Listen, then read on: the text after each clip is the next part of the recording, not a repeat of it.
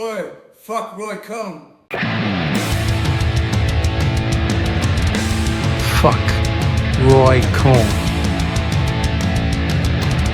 Fuck Roy Cohn. Fuck Roy Cohn.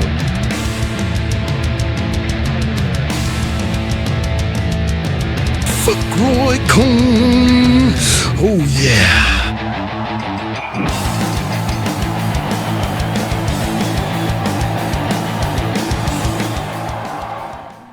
Welcome back to I Hate Roy Cohn, and so should you. Last episode was the evidence allergy. We talked about what happens when people develop a violent allergic reaction to evidence. Today we're talking about what causes the rash. The second question. Because Roy Cohn understood something. Most people prepare for the first question. Few prepare for the second. And the first question gets asked at rallies. The first question gets asked on television. The first question gets asked on podcasts, and it gets asked on social media. The first question is easy. The second question is where things get interesting. The first question is, how do you feel? The second question is, how do you know? Now, the first question is, what do you think? Second question is, what's your source? The first question creates certainty. The second question demands evidence. Roy Cohn built a career helping people survive the first question. Reality lives in the second, though. I was watching a series of depositions recently, not because I enjoy depositions. I have hobbies.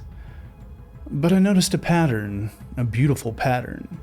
A pattern so reliable you could set your watch by it.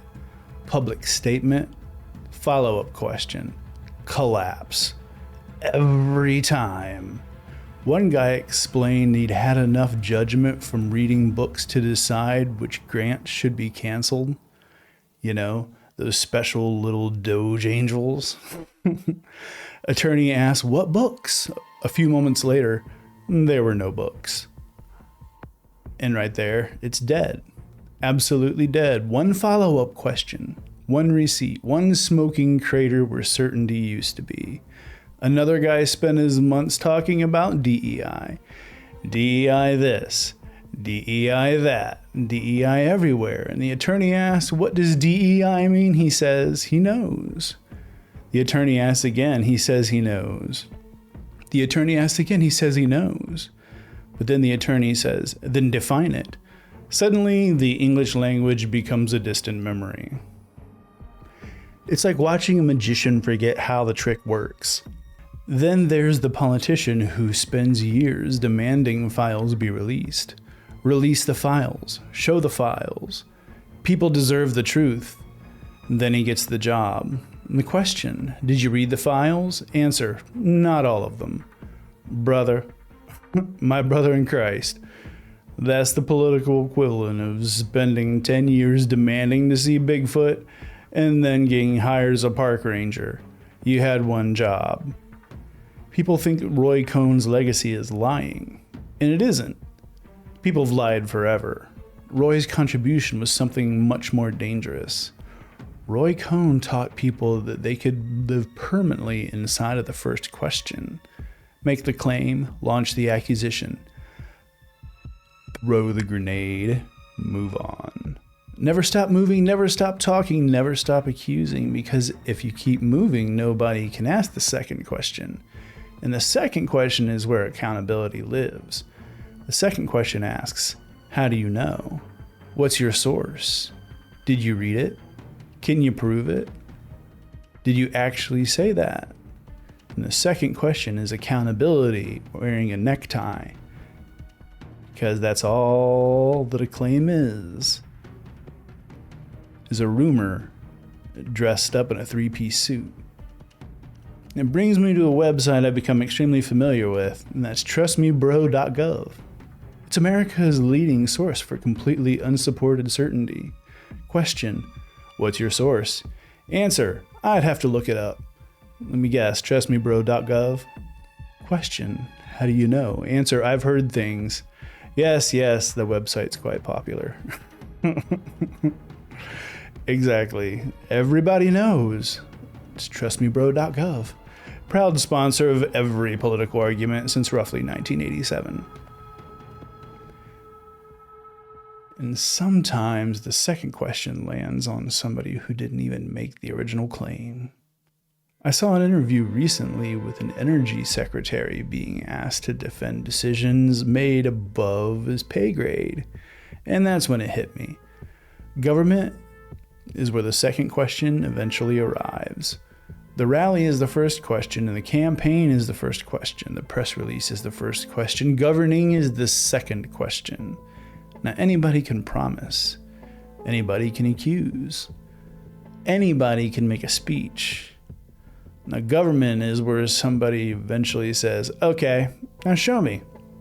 Explain it. Defend it. What happened? The first question creates the headline. The second question creates accountability. And that's why these interviews are so uncomfortable. Because eventually somebody has to stand at the podium and answer for the thing that sounded great 6 months ago. But reality doesn't care who made the original promise. Reality just wants an explanation. And that's the moment that TrustMeBro.gov meets customer service. The funny thing is that nobody ever expects reality to show up. That's the recurring theme. Not corruption. Not ideology. Not politics. Surprise. Pure surprise. The look on somebody's face when they discover they're expected to stand behind the thing that they said. And that's what makes these clips so satisfying. Not because somebody lost. Not because somebody won. Because reality finally entered the room. And reality only asked one question. Interesting. Now show me. If there's one thing that I've learned, gang, is that 3 words, present your evidence, is the most effective strategy when it comes to dealing with people who are bad faith debaters. Because you can see recently from not just Kristen Welker, but to Charles Blow, even somebody, doing debates online, all they have to do is ask one question. Where's your evidence? And the entire house of cards crumbles. Well, everybody can see, well, that's not evidence. Well, my vibes are, I'm sorry, but that's not evidence. Well, common sense says, I'm sorry, but that's not evidence. And that's become that's why I've become obsessed with the second question. Because the first question is cheap. The first question creates headlines and it creates clicks. It creates outrage. The second question, however, that creates accountability. That's where bad ideas go to die, gang. It's where certainty meets documentation. The second question is where TrustMeBro.gov gets audited, and every single time, the same thing happens. Confidence enters, evidence leaves.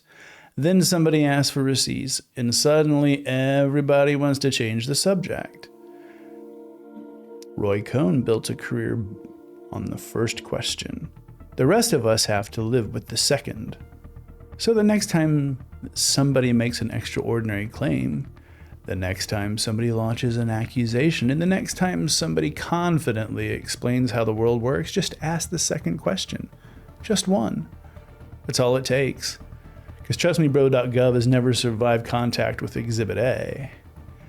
See, Roy Cohn's legacy isn't just a footnote in political history, it's the operating manual for Trumpism, where every defeat is laundered into martyrdom and every attack is rebranded as self-defense, and the core doctrine, DARVO.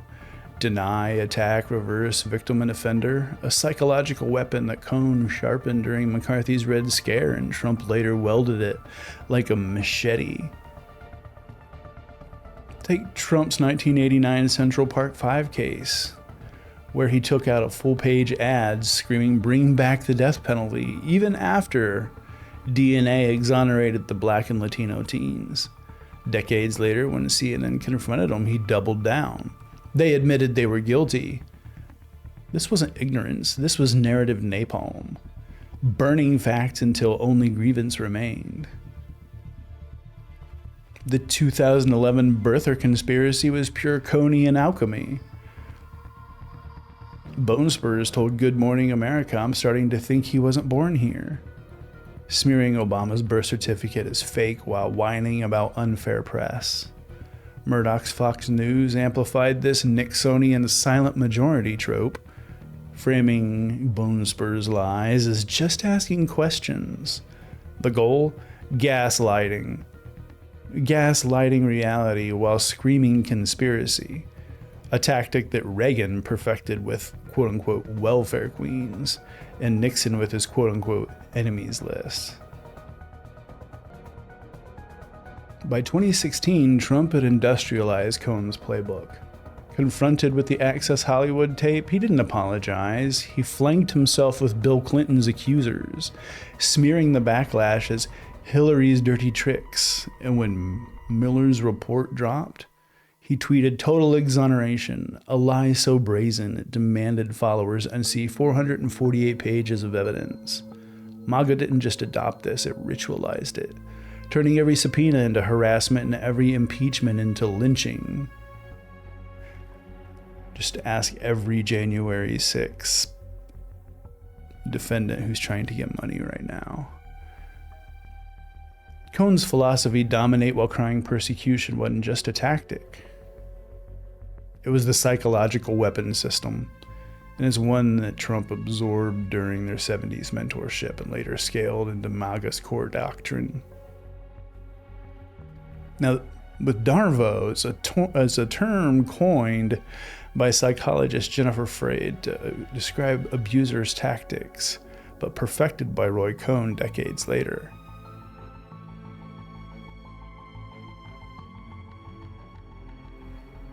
And by 2016, actually, let's go ahead and go back to 2011. The birther conspiracy that was pure Roy Cohn's alchemy. You know? The whole silent majority trope that was later amplified by Roger Ailes reframed Trump's lies as just asking questions, and the goal was gaslighting. You know, I mean, let's go ahead and think about this. Now, 2016, now Trump's industrialized Cohn's playbooks. He confronted every single one and took it as personal doctrine. Think about it. Think about the Access Hollywood tape. He didn't apologize. He staged a press conference with Bill Clinton's accusers. You know, he's smearing it as one of Hillary's one of her dirty tricks. The media is rigging this election. And when Mueller's report dropped, he screamed total exoneration, a lie so brazen it demanded followers unsee 448 pages of obstruction evidence.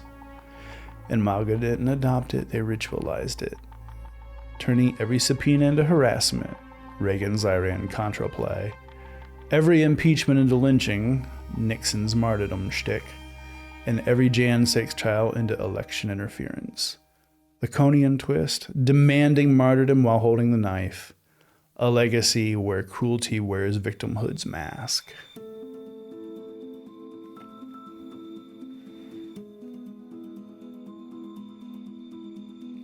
Remember, the first question is where Roy Cohn lives. The second question is where America lives. That's the question where reality lives. And that's the question that's going to save us. Just remember, present your evidence. TrustMeBro.gov is not an actual source.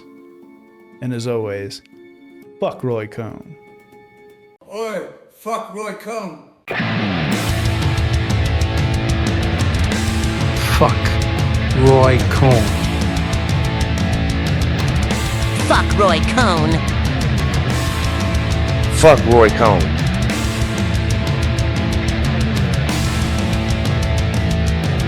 Fuck Roy Cohn. Oh yeah.